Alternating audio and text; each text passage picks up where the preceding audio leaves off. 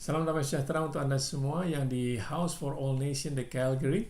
Perkenalkan, nama saya Jeffrey Rahmat dari Jakarta Praise Community Church atau yang dikenal dengan sebutan JPCC. Izinkan saya mengucapkan selamat Natal dan Tahun Baru tahun 2021 kepada Anda semua. Biar di tahun ini penyertaan Tuhan semakin nyata dalam kehidupan kita. Terima kasih saya tentunya kepada Pastor Eri Prasaja yang sudah mengundang saya untuk berbagi kebenaran firman Tuhan pada hari ini. Saya sendiri belum pernah berkunjung ke Calgary, namun inilah keuntungan dari musim di mana kita berada sekarang. Bahwa kita bisa ada di mana saja melalui dunia digital, tanpa harus keluar rumah. Saya bisa hadir di rumah Anda atau di ruangan di mana Anda sekarang berada, dan Anda dapat mendengarkan saya dengan gaya bebas, dengan gaya yang terserah Anda. Cuma saya berharap Anda semua menyiapkan catatan, sebab saya yakin ada banyak hal yang bisa Anda pelajari pada hari ini. Sebelum saya teruskan, mari kita hampiri Tuhan di dalam doa. Mari kita berdoa bersama-sama. Tuhan Bapa yang baik, terima kasih untuk hari yang baru yang Kau berikan di minggu pertama di awal tahun 2021 ini. Kami datang kepadamu mengucapkan syukur atas kasih karunia-Mu dan kesetiaan-Mu dalam kehidupan kami. Kami percaya Engkau Tuhan yang baik, dan kebaikan-Mu itu yang akan terus kami rasakan di sepanjang tahun ini. Meskipun kami tidak selalu mengerti apa yang sedang terjadi di sekitar kami, tapi kami tahu bahwa Engkau berdaulat, dan Engkau tidak pernah sekalipun meninggalkan kami. Hati dan pikiran kami terbuka, siap menerima kebenaran firman-Mu. Urapi kami semua, baik yang berbicara maupun yang mendengarkan, sehingga bukan hanya sekedar informasi yang baik yang kami terima, tetapi pewahyuan yang sanggup mengubah arah hidup kami, sehingga transformasi terjadi. Hidup kami memuliakan nama Tuhan dan menjadi berkat buat banyak orang. Di dalam nama Yesus kami berdoa dan mengucap syukur, dan semua percaya katakan amin. Selama setahun belakangan ini kita mendengar banyak istilah baru yang tidak pernah kita dengar sebelumnya, atau istilah yang jarang kita pakai, seperti pandemi, lockdown, quarantine, COVID-19, work from home, online service, Zoom meeting, dan lain sebagainya. Begitu juga setahun belakangan ini begitu banyak rencana manusia yang di seluruh dunia batal dan gagal dilaksanakan. Jangankan rencana kecil, rencana besar seperti Olimpiade yang sudah direncanakan bertahun-tahun sebelumnya juga gagal dilaksanakan. Semuanya ini menunjukkan betapa rentannya manusia, how fragile we are as human beings, dan betapa kita semua perlu bergantung kepada Tuhan. Saya tidak tahu tentang Anda, tetapi meskipun banyak kesulitan yang manusia alami selama pandemi ini, saya juga melihat begitu banyak hal-hal yang baik yang terjadi selama musim ini. Semuanya tergantung kembali kepada kacamata yang kita pakai. Dalam kitab Matius pasal yang ke-6 ayat yang ke-22 sampai 23, Yesus katakan, mata adalah pelita tubuh. Jika matamu baik, teranglah seluruh tubuhmu. Dan jika matamu jahat, gelaplah seluruh tubuhmu. Jadi jika terang yang ada padamu gelap, betapa gelapnya kegelapan itu. Jadi kalau mata hati kita terang, maka kita tetap dapat melihat yang baik di dalam hal yang buruk sekalipun. Tetapi kalau mata hati kita gelap, maka kesulitan atau kegelapan yang dialami akan membuat hidup menjadi semakin gelap. Itu sebabnya buat orang yang tidak mempunyai terang hidup, yaitu Yesus, maka mereka tidak suka dengan musim ini. Mereka kesulitan untuk melihat hal yang baik di musim ini. Jadi jangan heran kalau Anda mendengarkan berita-berita yang buruk yang disebabkan atau yang disiarkan selama musim pandemi ini. Krisis sebenarnya mengungkapkan kekurangan yang kita miliki. Area mana dalam hidup kita yang perlu dirubah atau diperbaiki. Perhatikan kitab Amsal pasal yang ke-24 ayat yang ke-10 dikatakan, jika engkau tawar hati pada masa kesesakan, kecillah kekuatanmu. The Message Bible lebih jelas dikatakan, if you fall to pieces in a crisis, there wasn't much to you in the first place. Crisis demands change, and change is not change until it's changed. Krisis menuntut sebuah perubahan, dan perubahan tidak dapat disebut perubahan kalau tidak ada yang berubah. Semua orang suka dengan ide perubahan, sampai dirinya sendiri yang harus berubah. Pandemi ini mengungkapkan kepada kita bahwa ada hal-hal yang lebih penting dalam hidup ini yang kita sebelumnya tidak perhatikan. Dan ada banyak hal-hal yang tadinya kita anggap penting ternyata tidak terlalu penting dan dapat ditinggalkan. Selama pandemi ini banyak orang yang sadar akan pentingnya kesehatan contohnya.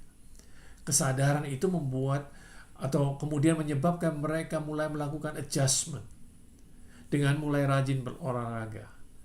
Adjustment tersebut akan merubah prioritas hidup mereka. Dan perubahan prioritas akan menuntun kepada perubahan gaya hidup. Dan perubahan gaya hidup akan memberikan hasil akhir yang berbeda.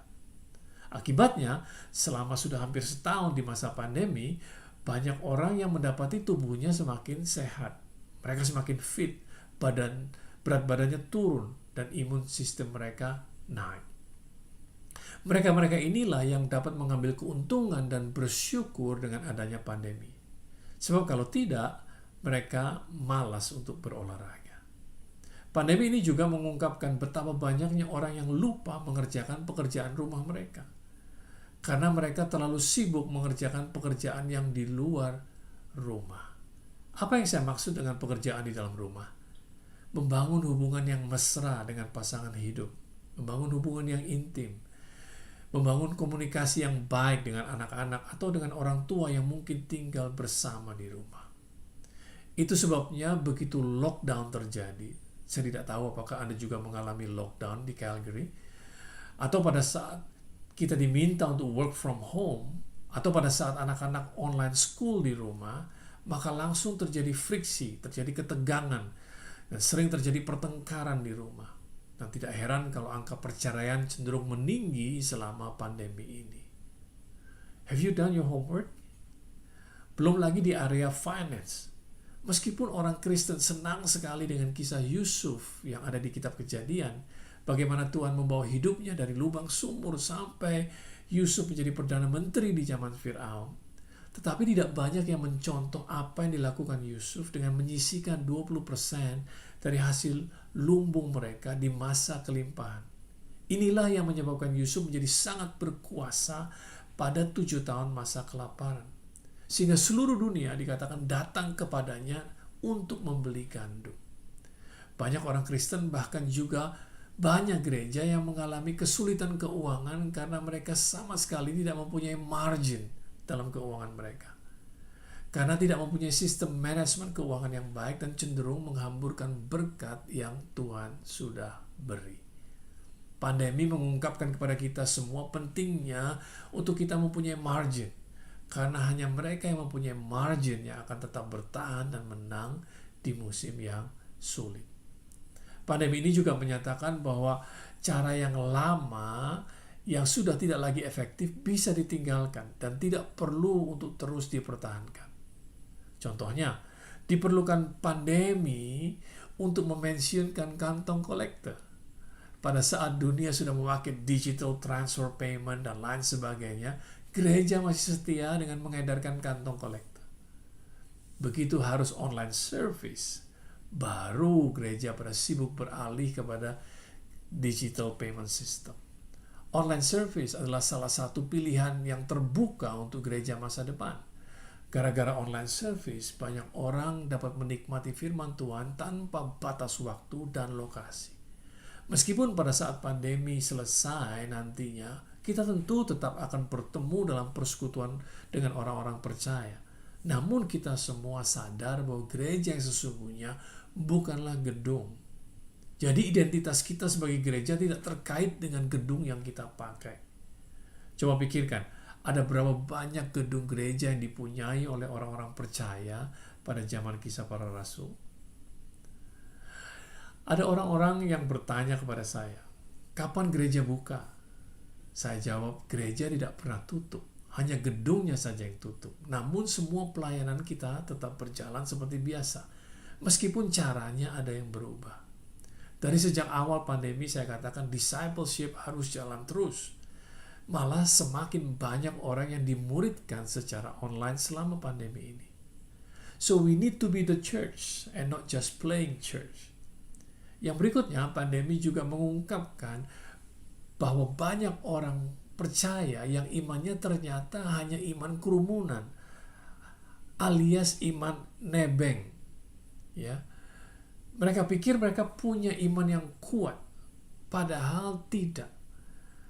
Dan selama ini mereka tidak sadari bahwa mereka tidak punya iman yang kuat. Begitu dilarang berkerumun, iman mereka tidak bertahan lama.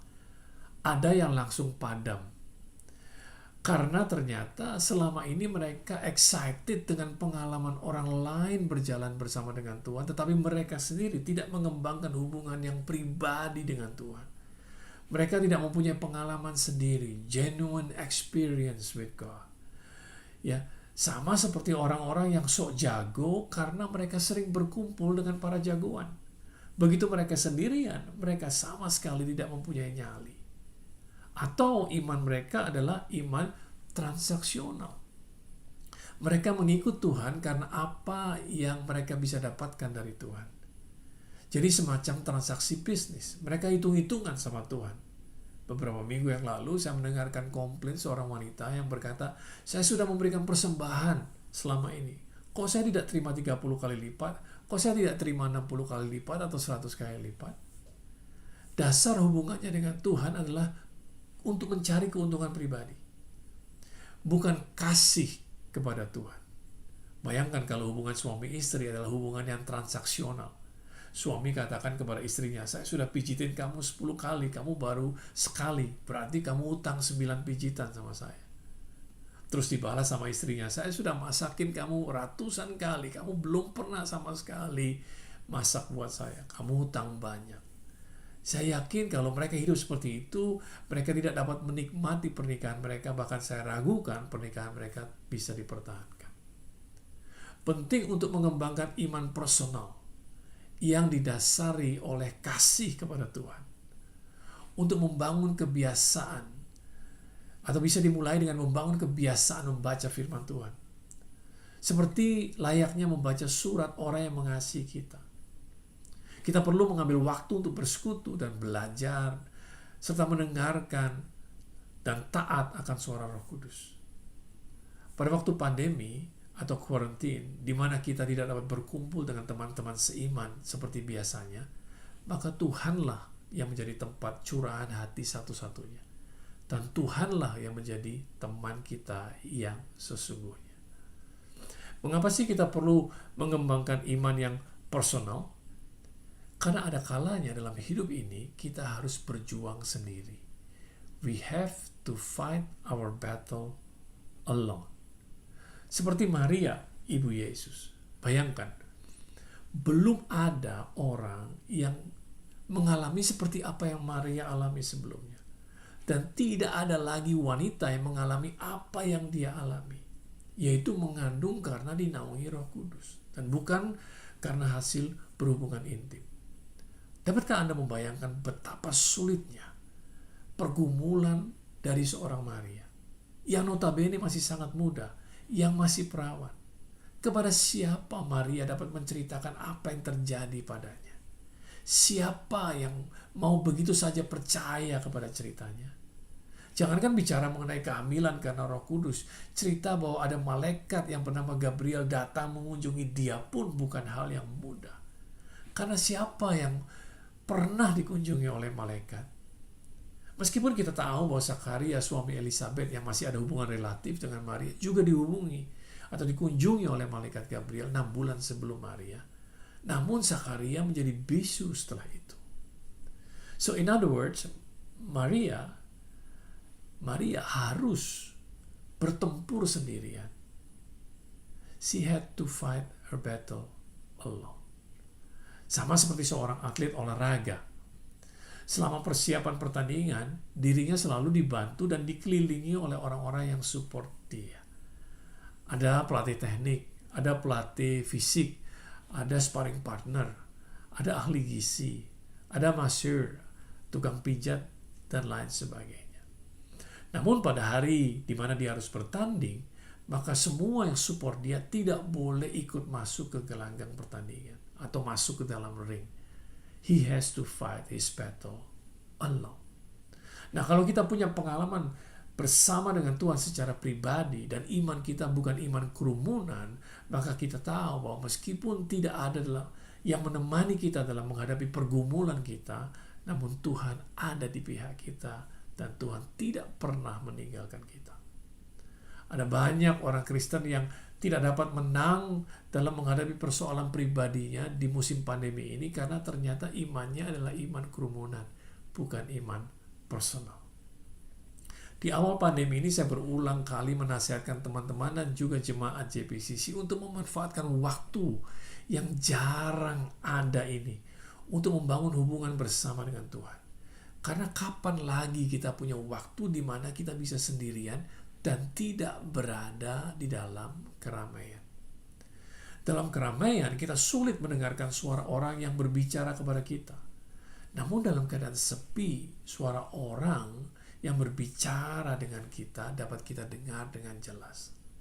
Saya maklum kalau kita tidak dapat mendengarkan suara Roh Kudus karena kita selalu sibuk dengan semua rutinitas sehari-hari, ya, dan kita selalu berada di dalam kerumunan. Namun selama pandemi, kesibukan kita berkurang. Banyak yang bekerja dari rumah. Artinya kita bisa mengatur waktu kita sendiri dan tidak berada di dalam keramaian. Maka kesempatan besar untuk membangun hubungan dengan Roh Kudus seperti yang belum pernah terjadi sebelumnya. Pada saat lockdown atau quarantine, work from home, the voice of the Holy Spirit can be easily heard. Trust me. Bayangkan kalau selama pandemi ini kita mengerjakan hal-hal yang menguntungkan seperti yang saya baru saja katakan. Maka begitu kita masuk ke musim yang berikutnya, maka kita akan menjadi manusia yang jauh lebih baik dari sebelum masa pandemi. Yang menjadi pertanyaan hari ini buat Anda semua adalah, do you like who you are becoming? Apakah Anda suka jadi apa Anda sekarang ini? Kalau jawabannya yes, ya, maka teruslah pertahankan. Dan besar kemungkinan Anda mengalami keuntungan dan berkat Tuhan yang berkelimpahan di tahun baru ini. Tapi kalau jawabannya no atau tidak, berarti masih ada adjustment yang harus Anda lakukan. Dan lakukanlah dengan segera, kerjakan homework atau pekerjaan rumah Anda selama masih ada waktu. Yesus menutup khotbah yang di bukit dengan perumpamaan tentang dua macam dasar. Kita dapat membaca dari kitab Matius pasal yang ke-7 ayat yang ke-24 sampai ayat yang ke-27. Dikatakan, setiap orang yang mendengarkan perkataanku ini dan melakukannya, ia sama dengan orang yang bijaksana yang mendirikan rumahnya di atas batu. Kemudian turunlah hujan dan datanglah banjir, lalu angin melanda rumah itu. Tetapi rumah itu tidak rubuh sebab didirikan di atas batu. Tetapi setiap orang yang mendengarkan perkataanku ini dan tidak melakukannya, ia sama dengan orang yang bodoh yang mendirikan rumahnya di atas pasir. Kemudian turunlah hujan dan datanglah banjir, lalu angin melanda rumah itu, sehingga rubuhlah rumah itu dan hebatlah kerusakannya. Saya yakin Anda semua yang di Calgary familiar dengan perumpamaan ini, atau paling tidak sudah pernah mendengarkan ini dikhotbahkan.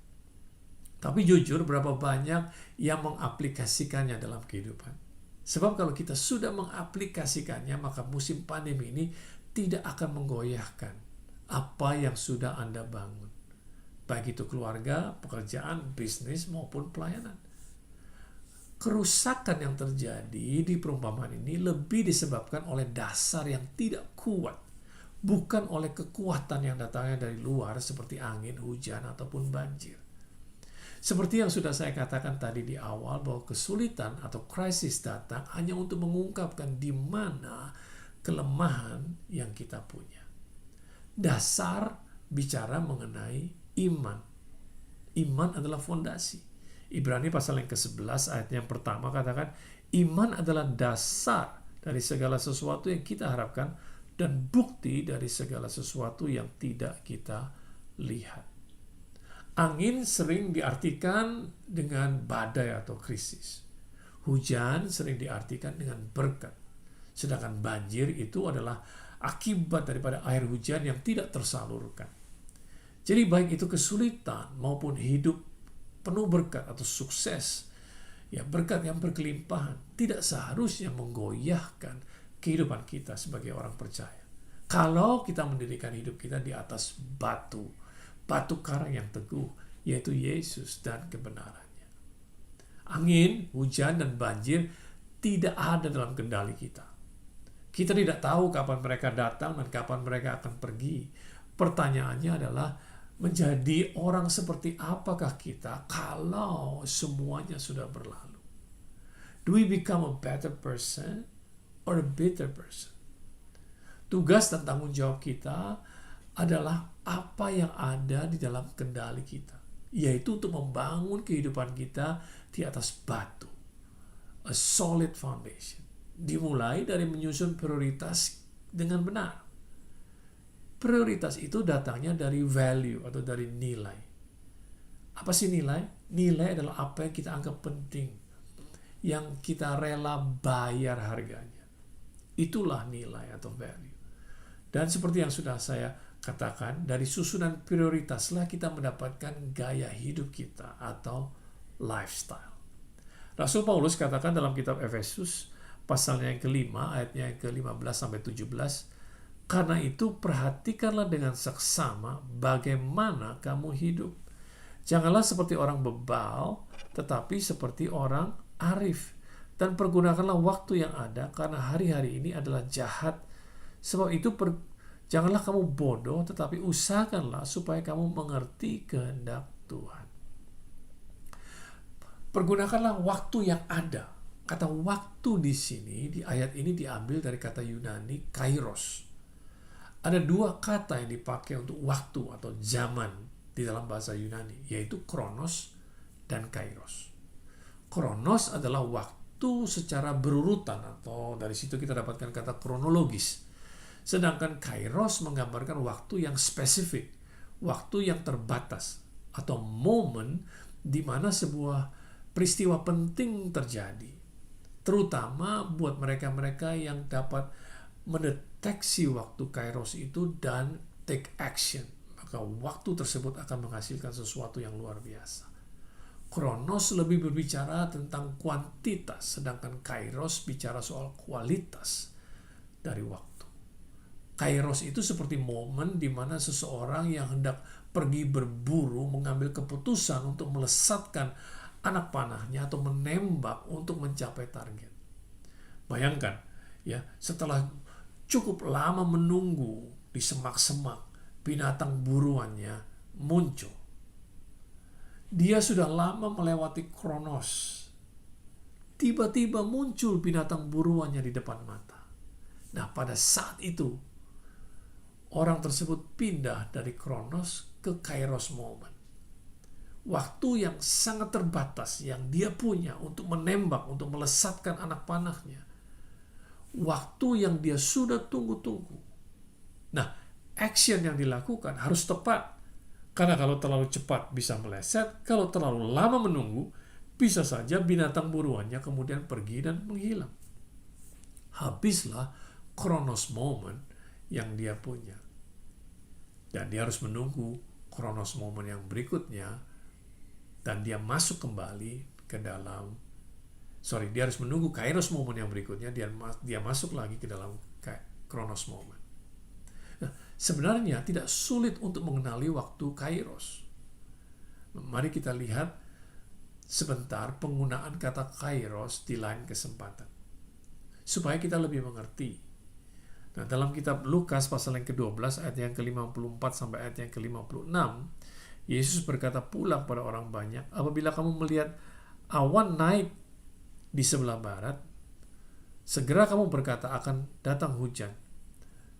Dan hal itu memang terjadi. Dan apabila kamu melihat angin selatan bertiup, kamu berkata hari akan panas terik. Dan hal itu memang terjadi. Hai orang-orang munafik, rupa bumi dan langit kamu tahu menilainya. Mengapakah kamu tidak dapat menilai zaman ini? Kata zaman di sini dipakai kata kairos. Yesus katakan bahwa kamu bisa menilai pergerakan awan. Melihat mendung, lalu kamu katakan sebentar lagi bakal hujan, dan betul, kemudian hujan turun. Mengapa kamu tidak dapat menilai kairos? Berarti kairos bukanlah waktu yang terlalu sulit untuk dikenali. Kalau kita bisa melihat dan menilai perubahan cuaca, seharusnya kita juga dapat melihat kairos moment. Kairos bukanlah waktu biasa. Kairos juga dikenal sebagai waktunya perkenanan Tuhan, the favor of God. Di mana pada saat itu ada campur tangan Tuhan, ada kemudahan, ada kesempatan untuk menerima mujizat. Perkara sulit yang biasanya memerlukan proses yang lama untuk diselesaikan, tetapi karena adanya Kairos, maka prosesnya bisa menjadi sangat cepat. Jadi pergunakanlah waktu pandemi ini, waktu yang khusus, waktu yang spesial, waktu di mana ada anugerah yang khusus datang dari Tuhan, untuk kita bisa mengatur prioritas hidup kita dengan benar. Itulah yang dimaksud oleh Rasul Paulus dengan pergunakanlah waktu Kairos sebaik-baiknya pada saat kita menemukannya. Nah, perhatikan dengan sungguh-sungguh bagaimana caranya kamu hidup, kata dia. Janganlah seperti orang bebal, tapi hiduplah seperti orang arif. Orang yang salah prioritas, orang yang tidak hidup dengan arif, akan sibuk mengejar sesuatu yang sebenarnya bisa datang sendiri. Sibuk mengejar yang secondary dan bukan yang primary. Belasan tahun yang lalu, mentor saya menasihati saya dengan mengatakan, jangan habiskan waktu untuk mengejar sesuatu yang bisa datang sendiri. Saya perlu waktu untuk mencerna apa yang dia katakan, sampai saya menemukan apa yang dia maksudkan. Dan sejak saat itu, hidup saya tidak pernah sama lagi. Sekarang mungkin Anda bertanya, apa contohnya? I'm glad you asked. Mari kita buka Mazmur pasal yang ke-133. Dikatakan nyanyian Syarah Daud. Sungguh alangkah baiknya dan indahnya apabila saudara-saudara diam bersama dengan rukun, seperti minyak yang baik di atas kepala meleleh ke janggut, yang meleleh ke janggut Harun dan ke leher jubahnya, seperti embun gunung Hermon yang turun ke atas gunung-gunung Sion, sebab kesanalah Tuhan memerintahkan berkat kehidupan untuk selama-lamanya. Anda lihat bahwa berkat itu bisa datang dengan sendirinya. Tuhan bisa perintahkan kalau kita hidup rukun. When there is unity. Itu sebabnya jangan kejar berkatnya, tapi usahakanlah kerukunan, intimacy, unity dengan segala cara. Work on unity among you. Baik dalam rumah tangga maupun dalam bisnis dan dalam kehidupan pelayanan di gereja. Terus terang, saya dan istri saya jarang sekali berdoa minta berkat Tuhan dalam hidup kami. Dan kita juga jarang sekali minta berkat Tuhan untuk gereja. Tetapi kami terus mengupayakan untuk membangun keintiman satu dengan yang lain, serta menjaga kesatuan di antara sesama pemimpin dan pelayan Tuhan di gereja. Kami yang paling depan kalau ada yang mau berusaha untuk memecah belah. Dan bukan itu saja, kami sibuk berinvestasi di dalam pernikahan kami sendiri dan juga dalam kehidupan para pemimpin kami di gereja.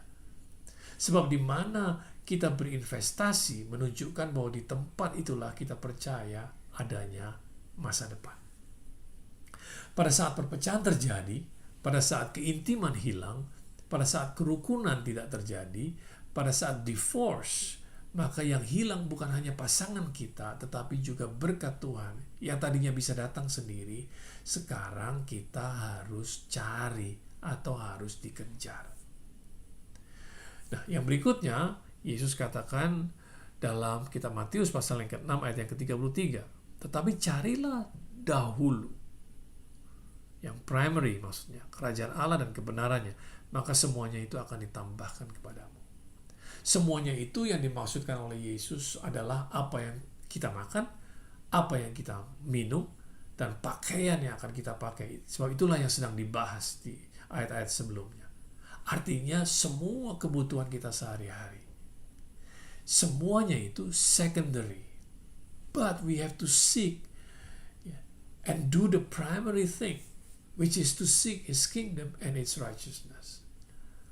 Dalam ayat sebelumnya, dalam kitab Matius pasal yang ke-6, ayat yang ke-25, Yesus katakan, karena itu aku berkata kepadamu, janganlah khawatir akan hidupmu, akan apa yang hendak kamu makan atau minum, dan janganlah khawatir pula akan tubuhmu, akan apa yang hendak kamu pakai. Bukankah hidup itu lebih penting daripada makanan, dan tubuh itu lebih penting daripada pakaian? Kata hidup di ayat ini yang dimaksudkan adalah jiwa atau soul. Yesus katakan jiwamu itu lebih penting daripada apa yang kamu makan.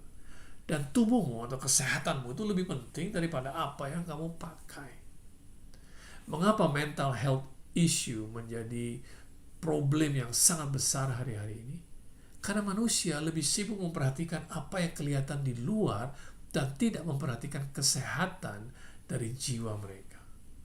Tentu saudara tahu jiwa bicara soal pikiran, kemauan, dan perasaan. Dalam 3 Yohanes 1 ayat yang kedua, New King James Version dikatakan, Beloved, I pray that you may prosper in all things and be in health, just as your soul prospers. So the prosperity of your soul is vitally important. If your soul prospers, you will be prosperous. Masih ada beberapa hal lagi, namun saya mau kasih satu contoh terakhir, yaitu dari 1 Korintus pasal yang ke-13 ayat yang pertama sampai ayat yang ketiga. Dikatakan, sekalipun aku dapat berkata-kata dengan semua bahasa manusia dan bahasa malaikat, tetapi jika aku tidak mempunyai kasih, aku sama seperti gong yang berkumandang dan canang yang gemerincing. Sekalipun aku mempunyai karunia untuk bernubuat, dan aku mengetahui segala rahasia dan memiliki seluruh pengetahuan, dan sekalipun aku memiliki iman yang sempurna untuk memindahkan gunung, tetapi jika aku tidak mempunyai kasih, aku sama sekali tidak berguna. Dan sekalipun aku membagi-bagikan segala sesuatu yang ada padaku, serta menyerahkan tubuhku untuk dibakar, tetapi jika aku tidak mempunyai kasih, sedikit pun tidak ada faedahnya bagiku. Kasih adalah yang paling besar dan yang paling penting di antara semuanya. Karena kasih itu adalah Tuhan sendiri. Berarti sebelum belajar melayani, belajarlah untuk mengasihi Tuhan lebih dahulu. Sebelum tampil, sebelum belajar sharing, belajarlah untuk mengasihi diri sendiri lebih dahulu. Dan belajarlah untuk mengasihi sesama. Jadi pada akhirnya, bagi Anda semua yang ada di House for All Nations di Calgary, kejarlah kasih, kejarlah kebenaran, kejarlah kerukunan, usahakanlah keintiman, maka lihat apa yang nantinya datang sendiri. Because if you do the primary, the secondary will fall into places. Pergunakanlah waktu Kairos ini untuk menyusun prioritas hidup dengan benar, yang sesuai dengan kebenaran firman Tuhan. Maka demikianlah Anda membangun rumah di atas dasar batu yang kokoh, yang tetap tegak berdiri ketika angin, hujan, dan banjir datang. Iman Anda bukan iman kerumunan, tetapi iman yang personal. Saya berharap yang saya bagikan Anda hari ini menolong Anda untuk terus maju di dalam Tuhan dan membuat Anda semangat untuk menghadapi tahun 2021 ini. Terima kasih sudah menyediakan waktu untuk mendengarkan sharing saya ini, dan sekali lagi selamat tahun baru 2021. I hope I will have the time to see you in person, but until then, Immanuel, Tuhan Yesus beserta kita semua. Amin.